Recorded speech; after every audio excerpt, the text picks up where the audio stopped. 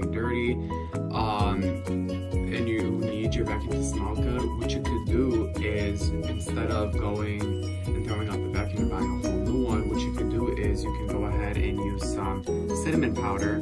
All you're gonna wanna do is you are gonna wanna go ahead and open the container, pour a little bit on a rug, that's all you're gonna do.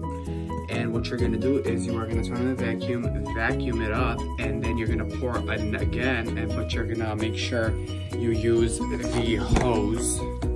You're gonna make sure you pull up the hose and you vacuum it up. So you're gonna do one with the brush and one with the hose.